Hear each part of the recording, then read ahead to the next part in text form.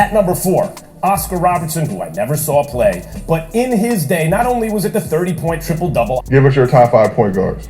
Steph Curry, Magic Johnson, Isaiah Thomas, John Stockton, Jay Kidd. Can we get a top 5 all-time PGs list? Is it Magic, Steph, Zeke? Gotta bring up Steve Nash. 2 MVPs. We gotta bring up John Stockton. See? We gotta bring Diversity. up Jason Kidd. I cannot explain why this legend continues to be completely ignored when discussing the greatest point guards. But once you hear his case, you'll understand why he's the most influential and revered player in NBA history. Let's start with his extensive resume. He's a champion. He's an MVP winner. He's one of 8 point guards to win the most prestigious individual award in basketball. He also had 4 other top 3 finishes in MVP voting. Just for comparison, Isaiah Thomas never finished in the top 3. He is 14th all-time in career points, and he's number 1 among all point guards. He's 3rd all-time in career assists per game. He's 8th in career assist. He's 2nd all-time in career triple-doubles. He has the 2nd most career rebounds among point guards, and he ranks 4th all-time in offensive win shares, and he's 1st among point guards in that category. The accolades speak for themselves. He's one of the most accomplished players in league history. But what seems to get overlooked even more so is the way he revolutionized the point guard position. Let's not forget that he was somebody who played in the same era as Bob Cousy. During that time, he was known as the game's greatest passer. He led the league in assists for 8 years in a row. But once Oscar Robertson made his NBA debut, he would never take that crown again. In only his rookie season, he averaged 9.7 assists per game.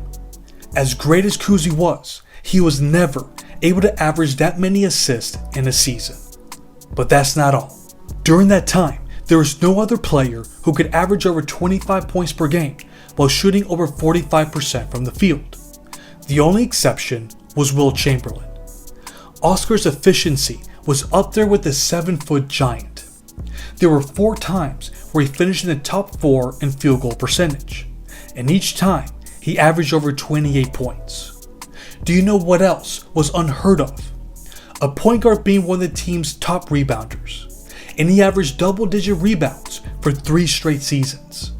The only other point guard to average over 10 rebounds per game is Russell Westbrook. He was the inventor of the term all-around player.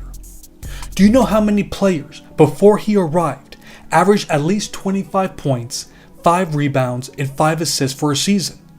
The answer is 0.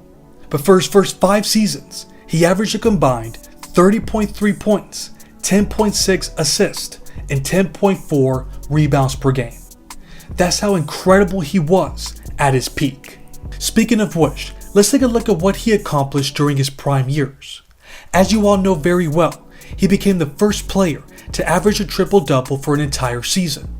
This occurred in his legendary 1962 campaign. He also averaged over 30 points per game 6 times. Only Michael Jordan and Wilt Chamberlain have had more seasons of averaging over 30 points. In 1965, he recorded 11.5 assists per game.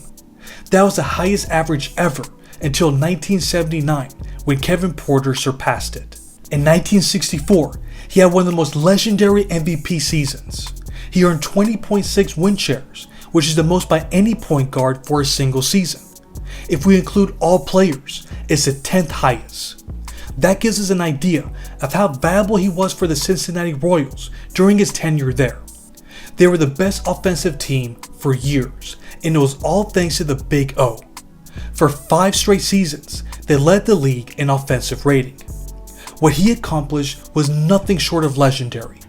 You can take it from me, or from all the players who recognize his greatness. Let's listen to some of the most notable examples. Who did Jordan tell you is the greatest player ever? He would say Oscar Robertson. Okay. And to see Jerry West talk about Oscar Robertson, and I'll never forget, he moved up and he was like, look, I know I'm the logo and everything else. He said, but in my era, there was no better basketball player than Oscar Robertson. Amen. When I look back in my career, he's the greatest player I ever played against, period. He averaged a triple-double for a whole season. I can never compare it to that. I really found out how good Oscar Robertson was when I was trying to accomplish the same feats as him. There is no denying how dominant of a player he was. The only thing he was missing was a championship. During the 60s, he never reached the finals, let alone win a title. There are two reasons to blame for that. For one, he played in the same conference with the Boston Celtics. They won 9 titles during that decade. The only time they failed to reach the finals was in 1967. They lost to Wilt Chamberlain and the Philadelphia 76ers. For a team to have any hope of beating them in a playoff series, you needed to have a dominant big man. That was something the Royals never had. They also failed to surround Oscar with a strong team. He never got the luxury to play alongside all-time great talent as Bill Russell, Wilt Chamberlain, Jerry West, and Elgin Baylor did during that decade. But that all changed when he joined forces with Kareem Abdul-Jabbar in the 1970 offseason. In their very first year together, they pushed the Milwaukee Bucks to statistically the most dominant season in league history. They posted the highest simple rating system and the second highest margin of victory ever. That also included winning 66 games. A lot of their success was due to the dominance of Kareem. But let's not overlook Oscar's contributions. Milwaukee would have never reached his full potential if Oscar wasn't willing to take a back seat to the second-year player, and he proved that he was more than accommodating. He decreased his scoring production and he focused more on facilitating for others. Nobody benefited more than Kareem. In the previous season, he averaged 28.8 points on 52% shooting. For this season, he averaged 31.7 points on 58% shooting. That is a significant jump in efficiency, and you can bet that the playmaking ability of Robertson played a big role in that. In the finals against the Baltimore Bullets, he averaged 23.5 points on 52% shooting, 9.5 assists, and 5 rebounds per game. Those are impressive numbers that we shouldn't take lightly.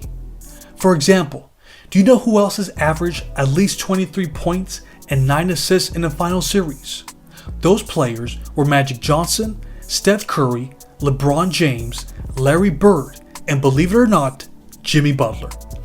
That's the list. Who were the other 2 point guards to do it?